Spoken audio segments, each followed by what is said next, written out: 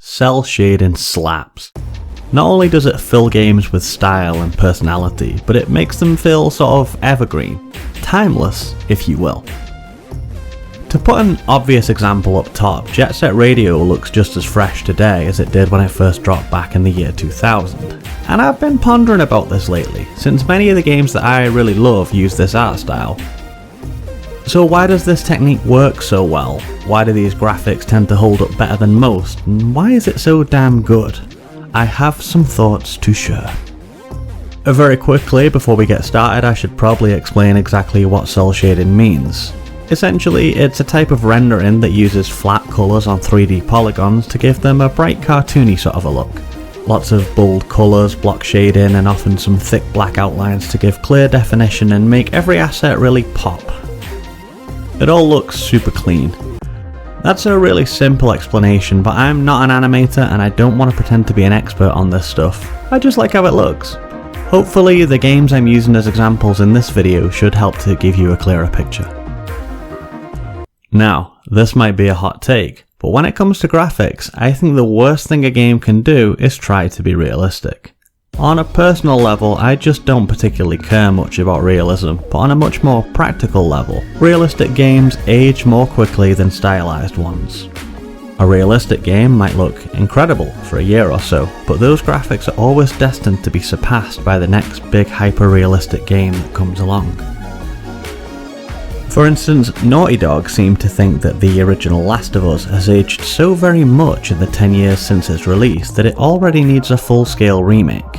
Personally, I still think the original looks great, but it just shows how rapidly graphics can lose their luster if the devs are already remaking it. Well, unless it's just a cynical cash grab. But putting that to one side, do you remember how mind-blowing Metal Gear Solid 2 felt when it first dropped? And even though that is still an incredible and iconic game, the graphics do show their age. They're amazing for a PS2 game, don't get me wrong, but you would never mistake it for a game that came out this year.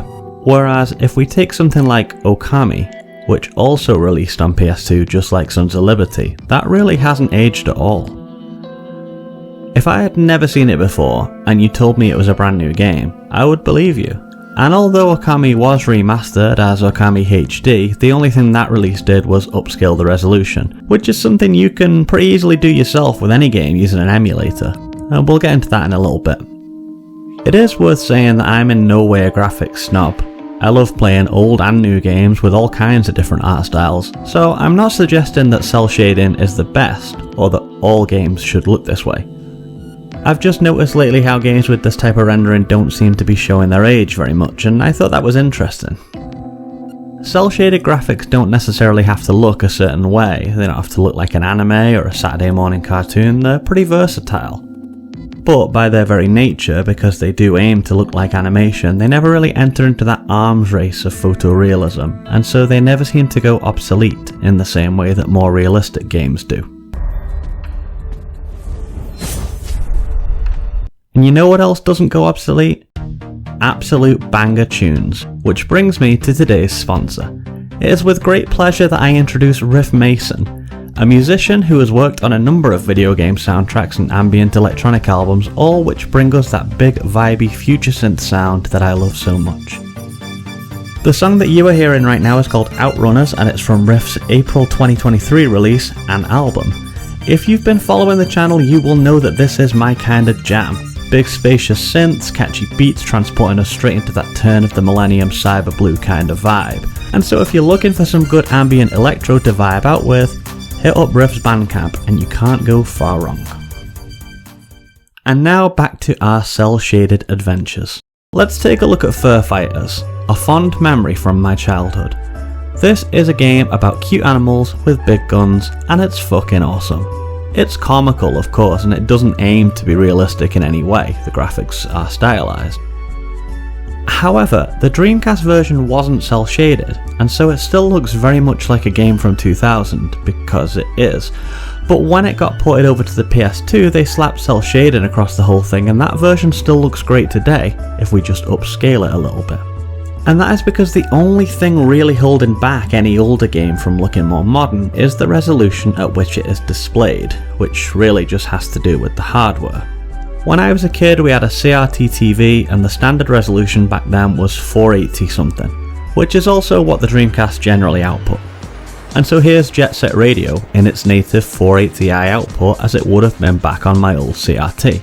As you can see, on modern tech this looks pretty blurry and lacking in definition. Whether you're watching this video on your laptop, your phone, your tablet, whatever it might be, your device is definitely going to be more capable of a higher resolution than my old TV from when I was a kid, and that's why this footage probably looks off to you. But now here it is in 4K resolution, which has about 36 times the amount of pixels.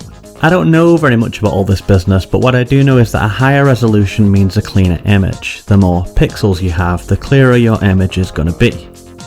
But the interesting thing is that not every game would withstand this sort of upscaling, because games that aimed for more realism back in the day would probably have some weird low poly textures on some objects that you would never actually notice and acted as sort of placeholders for more detailed things. But then when you upscale them, it would become very obvious that they were just kind of a blurry, janky mess. The reason that we can do this kind of upscaling with things like Jet Set Radio is because the cel shading means that all the polygons are rendered in a simple, flat way, which never look bad, no matter how much we crank up the res.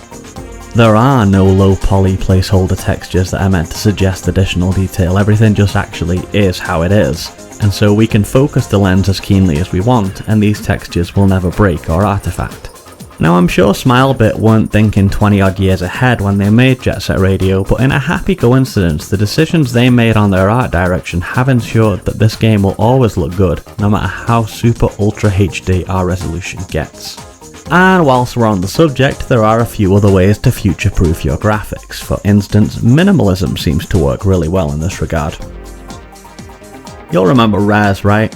It's a big crazy psychedelic type of scene, but if you look at all the individual components, they are very simple, and because of that simplicity, Res looks just as viable today as it did way back when, even if I crank it up all the way to 4K like I have on this footage here. Same is true for Cosmic Smash, which weirdly got a VR remake recently. Plenty of more modern games go in for this stylish simplicity too. Superhot looks great, and thanks to Google I know that it came out in 2016. But if you just showed me a screenshot and asked me to guess a release date, I'd be hard pushed to tell you if it came out in 1999 or yesterday. And so what I'm saying is that cartoony looks are timeless, and simple looks are timeless. And I'm saying that because stylized approaches necessarily put a keener focus on the aesthetic of a game. Strong aesthetics beget strong vibes, and vibing never goes out of style. Until next time, my friends, understand the concept of love.